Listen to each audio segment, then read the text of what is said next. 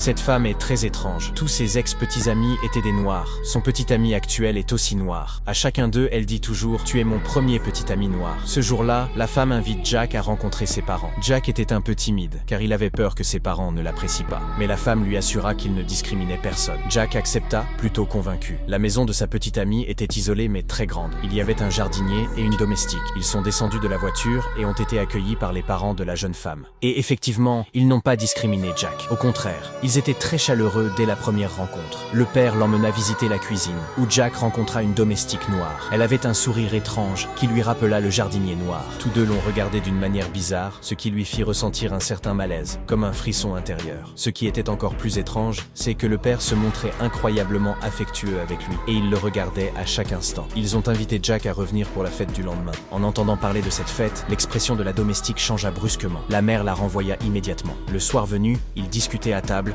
lorsque le frère demanda à Jack s'il faisait du sport. Toute la famille l'écouta avec beaucoup d'attention. Jack garda un silence étrange. La nuit, les événements de cette journée l'empêchèrent de dormir. Il se leva et sortit dans la cour, et quelque chose d'encore plus étrange se produisit. Le jardinier noir courut soudain vers lui à toute vitesse. Arrivé devant Jack, il changea brusquement de direction. Jack eut un sursaut de peur, mais quand il se retourna, la domestique le regardait fixement d'une manière inquiétante. Il rentra précipitamment dans la maison. La mère de sa petite amie était assise dans un fauteuil. Elle lui demanda de parler un peu avec elle. Parler de quoi? De l'hypnose. Elle expliqua que l'hypnose consiste à utiliser un point focal pour amener quelqu'un dans un état de grande suggestibilité. Jack, bien sûr, n'y comprenait rien. Alors la mère commença à lui demander « Quel est le souvenir le plus douloureux que tu as en tête ?» Elle parlait tout en remuant sa tasse avec une cuillère. Jack devint étrangement obéissant. Il raconta tous ses souvenirs douloureux. Il se mit à pleurer en réalisant qu'il ne pouvait plus bouger, mais la mère ne semblait pas s'en soucier. Au contraire, elle continua à lui poser des questions. Jack sentit qu'il tombait dans un gouffre sans fin. Soudain, Jack se réveilla en sursaut. Ce n'était qu'un rêve. À l'aube, il croisa le jardinier dans la cour. Il le salua, mais le jardinier lui dit qu'il était désolé s'il lui avait fait peur hier nuit lors de sa course nocturne. Qu'est-ce que cela voulait dire? N'était-ce pas un rêve?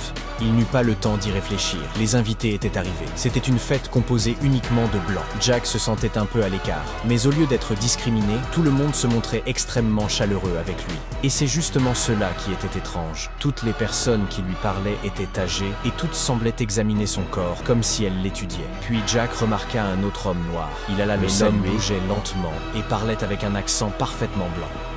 La femme de cet homme s'approcha à son tour. Vu son âge, elle ressemblait plus à sa mère. Elle alla jusqu'à montrer son corps à un homme blanc, ce qui mit Jack très mal à l'aise. Prêt à monter se reposer, il se dirigea vers l'étage. Mais il se passa alors quelque chose de très étrange. Dès qu'il monta les escaliers, la foule bruyante devint silencieuse, comme si tout le monde écoutait le moindre de ses mouvements. Il alla dans la chambre et trouva son câble de charge débranché par la domestique. Soudain, celle